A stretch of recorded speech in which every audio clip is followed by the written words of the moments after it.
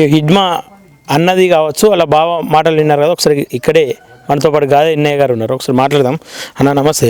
నమస్తే. ఒకసారి చూసి కదా హిడ్మా ఇల్లు, ఇది ఒక విల్లా.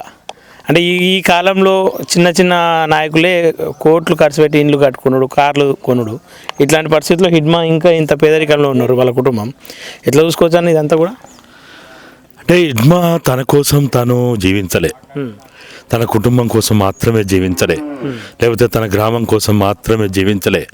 హిడ్మా భారతదేశంలో ఉన్నటువంటి ఆదివాసీ ప్రజల కోసం ఒక బిర్సా ముండా వారసునిగా, తిలకా మాంజీ వారసునిగా, ఒక కొమ్రమ్మి వారసునిగా, ఒక రాజ్గోండ్ వారసునిగా, ఇదే ప్రాంతం, ఇదే బస్తరు, ఇదే అబుజ్మాడు, ఇదే మాడ్లో 1905లో బ్రిటిష్ వాళ్ళకు వ్యతిరేకంగా ఈ సంపదను కాపాడడం కోసం పోరాటం చేసి అమరత్వం చెందినటువంటి గుండాదారు వారసునిగా ఆయన వాళ్ళ ఆశయాలను కొనసాగించడానికి ఆయన చిన్నప్పటి నుంచి ఇక్కడ పుట్టి పెరిగి ఇక్కడ వాతావరణంలో తెలుసుకున్న విషయాల ద్వారా, మనుషుల ద్వారా, లేకపోతే చరిత్ర ఆధారాల ద్వారా తెలుసుకున్న విషయాల ఆధారంగానే ఆయన తన జీవితాన్ని కొనసాగించిందని భావిస్తున్నా.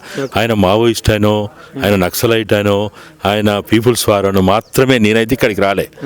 ఆయన గొప్ప మహనీయుల యొక్క ఆదర్శాలతోటి, వాళ్ళ సిద్ధాంతాలతోటి, వాళ్ళ ఆశయాలతోటి పెనవేసుకొని ఈ భారతదేశంలో మూలవాసులుగా పిలువబడినటువంటి ఆదివాసీలు కొన్ని వందల వేల సంవత్సరాలుగా ఏ భూమిని అయితే కాపాడినో, ఏ చెట్టుని, చేమని, రాయిని, రప్పని, గుట్టని, నీటిని, వాగుల్ని, వంకల్ని కాపాడినో అట్లా కాపాడడానికి చిన్నప్పటి నుంచి ఉగ్గుపాలతోటి ఎట్లనైతే తన ప్రాణం పోసి పెంచినటువంటి ఆ తల్లి అదేవిధంగా ఈ ఉద్యమ చరిత్రని, ఈ ప్రాంతం ఉద్యమ చరిత్రని పెనవేసుకొని పెరిగిన బిడ్డ కాబట్టి చిన్నప్పుడే ఆయన పోయి తుది శ్వాస వరకు వెన్ను చూపకుండా, వెన్ను తిరగకుండా, ఎన్ని నిర్బంధాలు వచ్చినా, ఎన్ని ఆటుపోట్లు వచ్చినా, చివరికి ఇక్కడ వీళ్ళు చెప్పిన ప్రకారము తన తల్లి ఎక్కడైతే హిడ్మాకి జన్మనిచ్చిందో అక్కడ ఉండలేని తీవ్ర నిర్బంధ పరిస్థితులలో, తలదాచుకోలేని పరిస్థితులలో ఇక్కడి నుంచి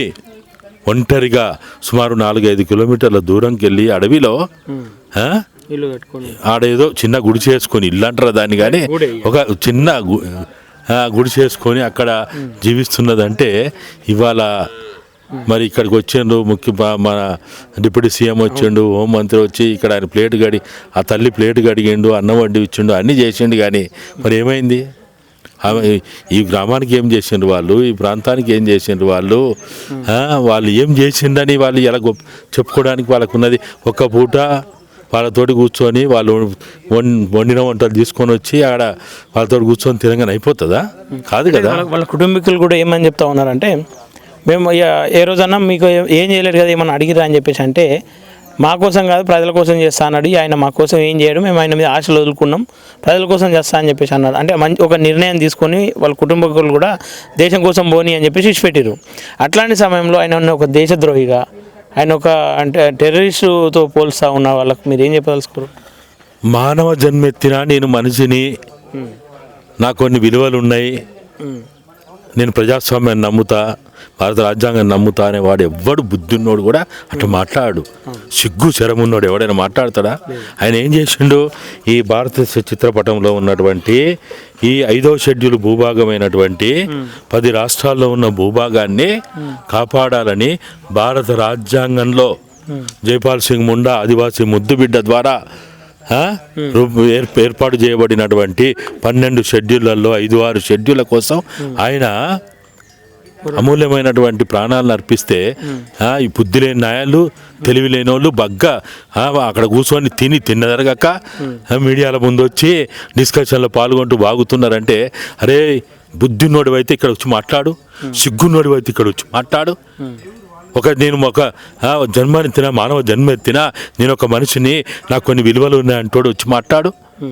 అంటే ఈ మధ్య కాలంలో కొన్ని డిబేట్లో పాల్గొంటున్నటువంటి ఐఏఎస్, ఐపీఎస్ రిటైర్డ్ అధికారులు కూడా మా మిత్రులను చంపిన పాపం ఊరికే పోతుందా, ఇట్లా ఎన్కౌంటర్లో పోయింది, పోలీసులను చంపినప్పుడేమో చావులు కాదు వీళ్ళవి మాత్రమే ప్రాణాలు అని చెప్పేసి అంటూ ఉన్నారు. ఇప్పుడు హిడ్మా లాంటి వాళ్ళు, హిడ్మా కావచ్చు, హిడ్మా పూర్వీకులు కావచ్చు, బిర్సా ముండా కావచ్చు, కొమరం భీం కావచ్చు, అల్లూరి కావచ్చు, ఇంకా అనేక మంది ఆయుధాలు ఎందుకు పట్టినారు? వాళ్ళకి ఏమన్నా వాళ్ళ వరకు వాళ్ళు బతకలేకనా, వాళ్ళ కుటుంబాన్ని బతికించుకోలేకనా? కాదు కదా. మరి బిర్సా ముండా ఆయుధాలు బట్టి, ఆయుధం అంటే ఏంటిది? ఒకనాడు విల్లంబులే ఆయుధం, బాణాలే ఆయుధం, గజవాహనాలే ఆయుధాలు, రాయి రప్ప ఆయుధం. ఇనుమును కనుగొన్నప్పుడు రాయి రప్ప కర్ర అదే ఆయుధం. ఇనుమును కనుగొన్న తర్వాతనే కదా ఇనుము ద్వారా కత్తి చేసినావు, కొడవలు చేసినావు, గడపార చేసినావు, లేకపోతే తుపాకీని చేసినావు, ఎన్నిటినో తర్వాత ఏర్పాటు చేసినావు. కానీ ఇనుమును కనుగొన్నప్పుడు కూడా ఆయుధాలు ఉన్నాయి. ఇప్పుడు రామాయణ మహాభారత కురుక్షేత్ర యుద్ధాలు ఏం ఆడిండ్రు? తుపాకులా, AK-47లా, SLRలా, రాకెట్ లాంచర్లా? కాదు కదా. ఒక్క సీతని లంకలో ఉన్న రావణాసురుడు అపహరించబడినట్టు చెప్పబడుతున్న ఒక్క సీతని బయటికి తీసుకురావడానికి అంత పెద్ద యుద్ధం చేస్తాం కదా. మరి భారత సమాజంలో ఉన్నటువంటి ఇంతమంది అదానీ అంబానీల ఇంకా ఇతర వాళ్ళ ఉన్నటువంటి రావణాసురుని సంహరించడానికి, వాళ్ళ నుంచి ప్రజల్ని కాపాడడానికి ఎంత పెద్ద యుద్ధం జరగాలి? యుద్ధం ఎందుకు మొదలైంది? యుద్ధము ఇక్కడ జరుగుతున్న యుద్ధము ధర్మం కోసం కాదు, న్యాయం కోసం కాదు, సత్యం కోసం కాదు.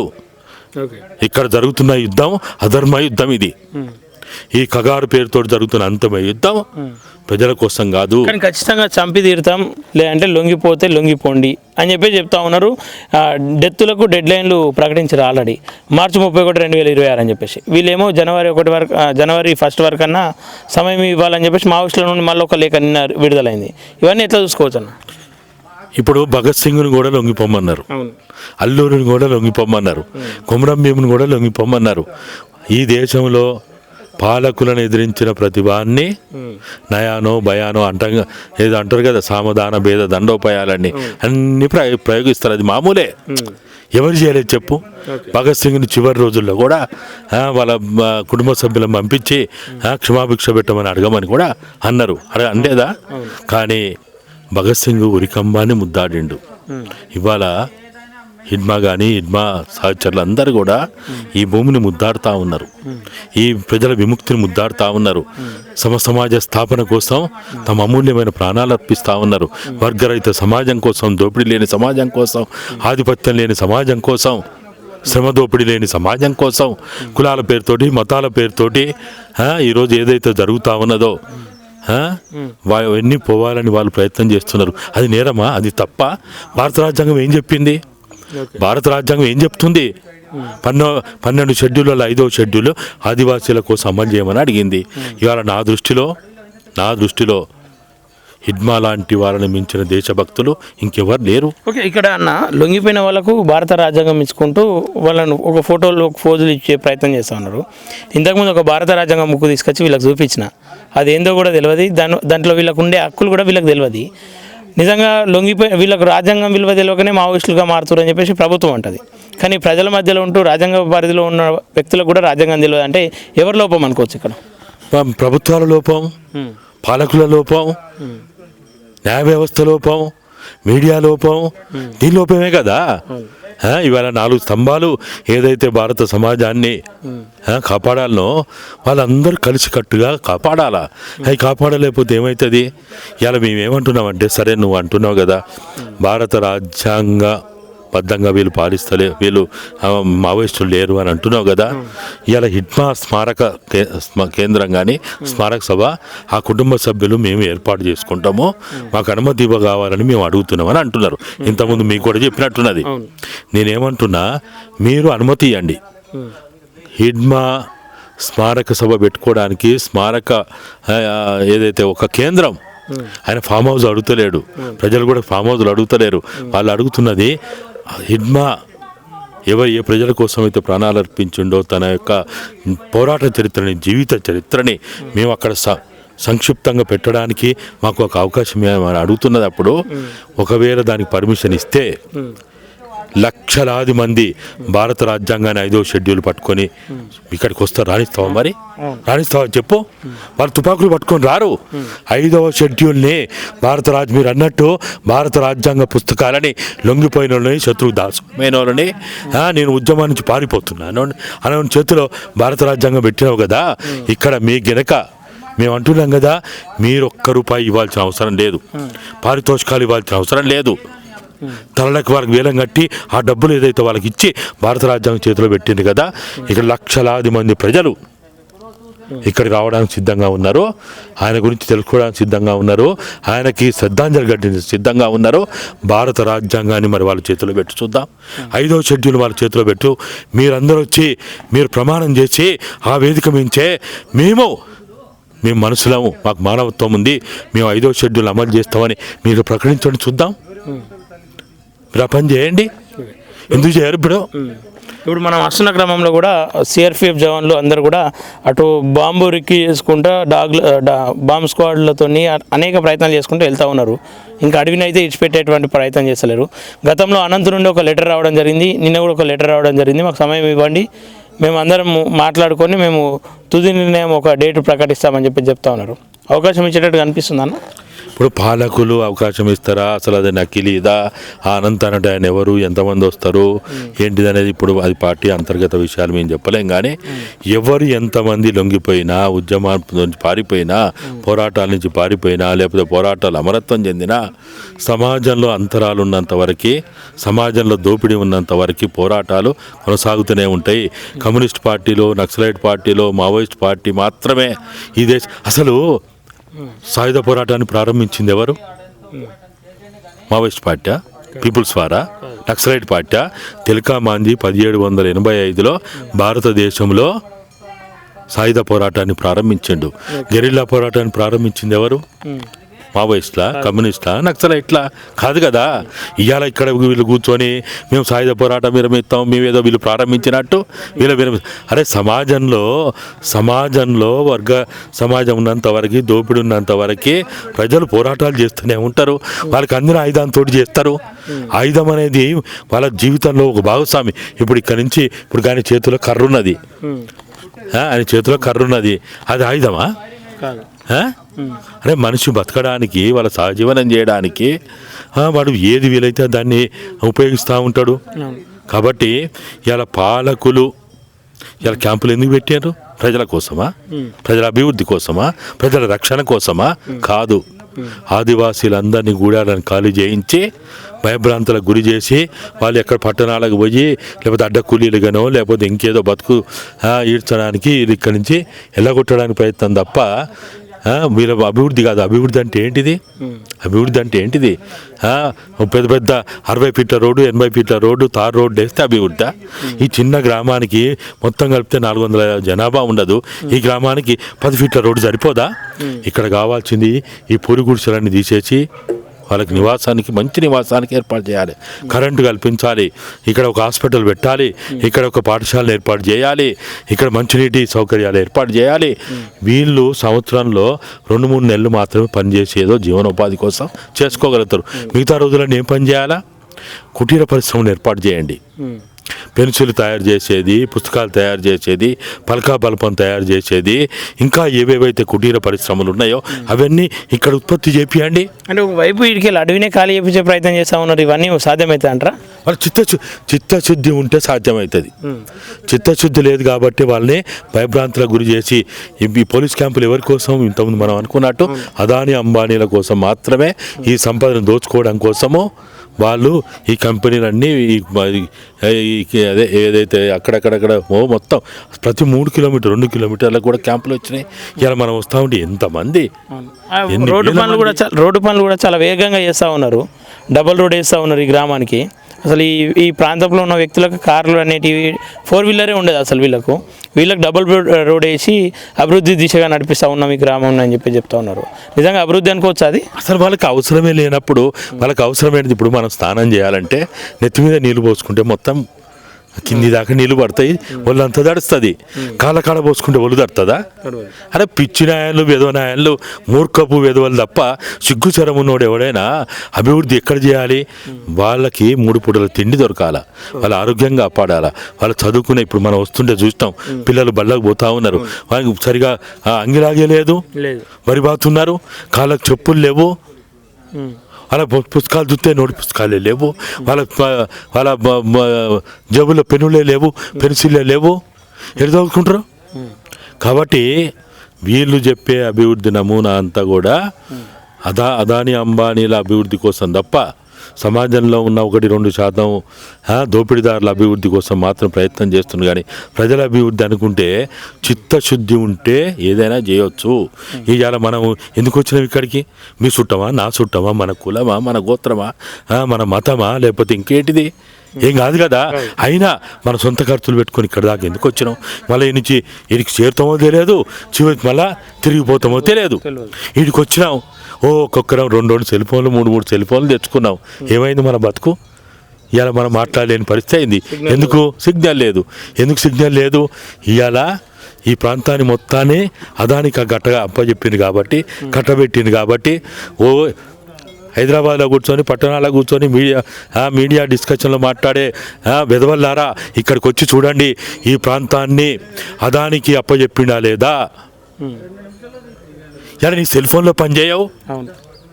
అదానికి అప్పచెప్పలేదని ఎవడైనా వాగితే వాని మనమే కారులు వేసుకొని నారాయణపూర్ పోదాం, సుక్మా పోదాం, బీజాపూర్ పోదాం, నువ్వు ఎయిర్టెల్ పట్టుకోను ఇంకా వేరే సిమ్లు పెట్టుకొని రా, మళ్ళీ నీ పిల్లలతో మాట్లాడుతావు. లేదు, అవకాశమే లేదు. అవకాశం ఉందా? లేదు. సిగ్గు లేదా? ఎవరు మాట్లాడడానికి? ఈ ప్రాంతం అదాని ఊసలేదు, అదాని పేరు లేదు. అనవసరంగా వీళ్ళు ఈ మావోయిస్టులు అభిమానులు మావోయిస్టుల కోసం మాట్లాడే మీడియా లేనిపోని విష ప్రచారం చేస్తుందని అంటుంది కదా. ఏది విష ప్రచారం? ఆడ కూర్చొని మాట్లాడేది విష ప్రచారమా? ఇక్కడికి వచ్చి వాస్తవాలని వెలుగులో తీసుకొచ్చేది విష ప్రచారమా?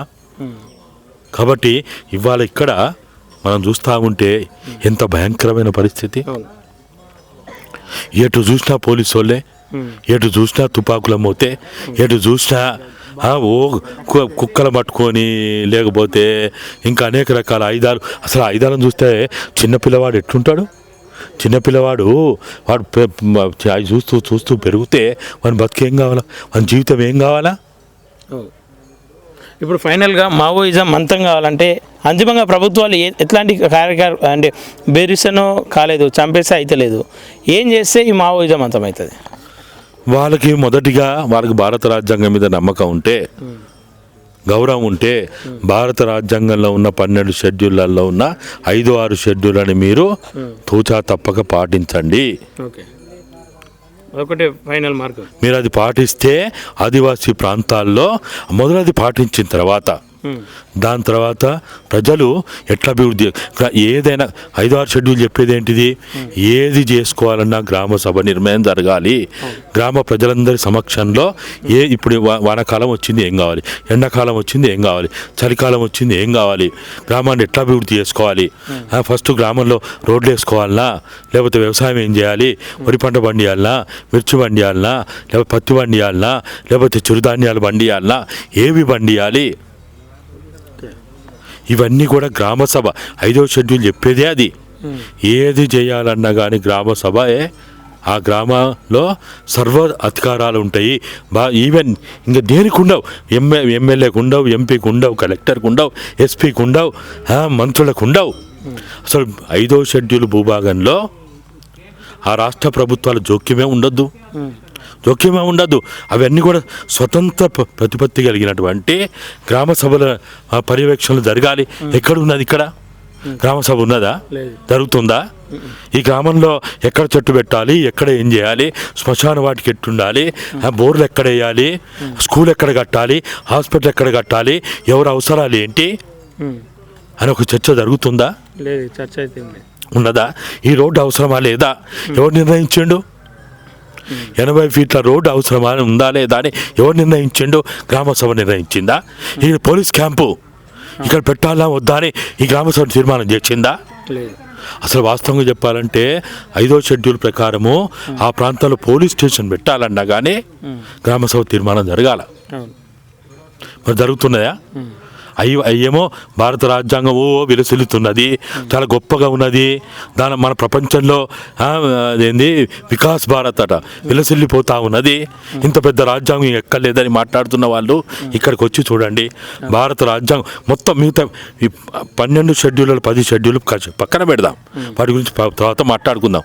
2 షెడ్యూల్ 5-6 షెడ్యూల్ గురించే మాట్లాడదాం. 5-6 షెడ్యూల్ వచ్చినాయి, బిచ్చం ఎత్తే రాలే. పోరాటాలతో కొన్ని వందల వేల సంవత్సరాలుగా ఆదివాసీలు కొన్ని వేల మంది తిరుగుబాటు చేయడం వల్ల కుచిప్షాలు కావచ్చు, మొఘలులు కావచ్చు, బ్రిటిష్ వాళ్ళు కావచ్చు, వాళ్ళకి వ్యతిరేకంగా పోరాటం చేయడం వల్ల ఉరికంబాన్ని ముద్దాడిన వాళ్ళు కూడా. బిర్సా ముండాని ఎట్లా చంపినారు? గుర్రాన్ని కట్టి కొన్ని కిలోమీటర్ల దూరంలో గుర్రం ఎంత స్పీడ్గా పరిగెత్తుతూ ఉంటే అంత స్పీడ్గా రాక్కుంటా తీసుకెళ్ళి చెట్టు గట్టి కాల్చి చంపారు. మరి పోరాటం ఆగిందా? ఆదివాసీ ముద్దుబిడ్డ, ఆక్స్ఫర్డ్లో చదువుకున్నటువంటి ఆదివాసీ బుద్ధిజీవి 5-6 షెడ్యూల్ పెట్టడానికి ప్రయత్నం చేస్తే అవి వచ్చినాయి. జైపాల్ సింగ్ ముండా ఈ 5-6 షెడ్యూల్ రావడానికి కారకులు. చరిత్ర తెలియని వాడు వాడు తెలిసిందే చరిత్ర అని చెప్తూ ఇష్టం వచ్చినట్టు మాట్లాడడం, దానివల్ల ఏం ఒరగదు, ఇది ఏం ప్రయోజనం లేదు. ఫైనల్గా అయితే అయిపోదు, బెదిరింపులతో అయితే ఆగిపోదు పోరాటం. బెదిరింపుల వల్ల కాదు, చంపడం వల్ల కాదు, జైళ్ళలో పెట్టడం వల్ల కాదు. వర్గరహిత సమాజం, వర్గాలు లేనటువంటి సమాజం ఏర్పడినప్పుడు, దోపిడీ లేనటువంటి సమాజం ఏర్పడినప్పుడు, వివక్ష ఆధిపత్యం లేని సమాజం ఏర్పడినప్పుడు అంటరాని తరం మీదనే అంత పెద్ద పోరాటం జరిగింది. అంటూ దానికి వ్యతిరేకంగా అంబేద్కర్ గారు అంత పెద్ద పోరాటం చేయాల్సి వచ్చింది. కానీ ఇలా అదిగా మనిషిని మనిషిగా గౌరవించే సమాజం రావాలి, శ్రమని గౌరవించే సమాజం రావాలి. శ్రమని గౌరవించే సమాజము పుస్తకాలు పెట్టుకుంటే లాభం లేదు. ఇవాళ హిడ్మాని, ఒకనాడు అల్లూరిని దేశద్రోహి అన్నారు, ఒకనాడు భగత్ సింగ్ని దేశద్రోహి అన్నారు. నాడు తెల్లవాడు భగత్ సింగ్ని, అల్లూరిని, కొమురం భీముని, బిర్సా ముండాని గుండాదారుని దేశద్రోహి అని వాళ్ళు అన్నట్టే ఇవాళ నల్లవాడు హిడ్మాని కావచ్చు, ఇంకా అనేక మందిని, బసవరాజుని కావచ్చు, ఇంకా అనేక మంది పేర్లు చెప్తే టైం సరిపోదు కాబట్టి వాళ్ళు ఎంతమందిని అయితే ఇవాళ దేశద్రోహులుగా వీళ్ళు ఇలా చిత్రీకరిస్తూ ఉన్నారో, రాబోయే కాలంలో వీరు నిజమైన దేశభక్తులుగా చరిత్రలో నిలిచిపోతారనేదే నా అభిప్రాయం. ఓకేనా, థ్యాంక్ యూ అన్న. ఓకే, చూస్తురు కదా, భారత రాజ్యాంగ పరిధిలో పనిచేయాలి, భారత రాజ్యాంగానికి లోబడి ఉండాలని చెప్పేసి భారత రాజ్యాంగ పుస్తకాన్ని మావోయిస్టులకి అందజేస్తున్నటువంటి ఈ ప్రభుత్వాలు ఎందుకని చెప్పేసి ఈ ప్రాంత బిడ్డలకు వాళ్ళ హక్కులు తెలియజేస్తలేదు, ఎందుకని చెప్పేసి వాళ్ళ ఇదే ప్రాంత బిడ్డలకు భారత రాజ్యాంగం పైన అవగాహన కల్పిస్తలేదు. ఈ ఎన్కౌంటర్లతో మార్పు తీసుకొద్దామంటే అది ఖచ్చితంగా ప్రభుత్వాల భ్రమే అని చెప్తా ఉన్నారు. ఇందాక వాళ్ళ బావతో మాట్లాడినప్పుడు కూడా క్లియర్గా చెప్తా ఉన్నాడు, మా భూమిని గుంజుకునే ప్రయత్నం చేస్తే ఖచ్చితంగా మేము పోరాటానికి సిద్ధం, మా పోరాటాన్ని వాళ్ళు తట్టుకోలేరు, ఖచ్చితంగా అందరం ఏకమవుతామని చెప్తా ఉన్నారు. వాళ్ళ లోపల ఉన్నటువంటి పోరాటాలను, వాళ్ళ లోపల ఉన్నటువంటి ఆవేదనను పరిష్కారంతో, అంటే చావులతో పరిష్కారం అని చెప్పేసి అనుకుంటే మాత్రం అది ఖచ్చితంగా ప్రభుత్వాల పొరపాటే. వాస్తవాలు తెలియకుండా అనేక సందర్భాల్లో అనేక వేదికల్లో మాట్లాడుతున్నటువంటి వాళ్ళు కూడా ఒకసారి ఆలోచించాలి, నిజాలను గ్రహించాలి. ఈ ప్రాంతంలో ఉన్నటువంటి ఇంకా ఈ ప్రాంతానికి వస్తూ ఉంటే అసలు సరైన రోడ్ల విషయాన్ని పక్కన పెడితే అసలు సిగ్నల్ లేవు. ఈ ప్రాంతంలో మంచినీరు కూడా లేదు. మొదట మంచినీరు అందించండి, తర్వాత వైద్యాన్ని అందించండి, విద్యను అందించండి. దాని తర్వాత మీరు చెప్పినట్లు ఆటోమేటిక్గా వీళ్ళు కూడా మీకు లోబడి ఉంటారు కదా ప్రజలు. మీరు మంచి చేస్తే వాళ్ళే మీకు మద్దతుగా ఉంటారు కదా. ప్రస్తుతం అయితే ఇక్కడ పరిస్థితులు అయితే ఇలా ఉన్నాయి. ఒకసారి వాళ్ళ తల్లి ఇంటికి కూడా వెళ్ళే ప్రయత్నం చేద్దాం, మాట్లాడే ప్రయత్నం చేద్దాం, ఏమంటారో.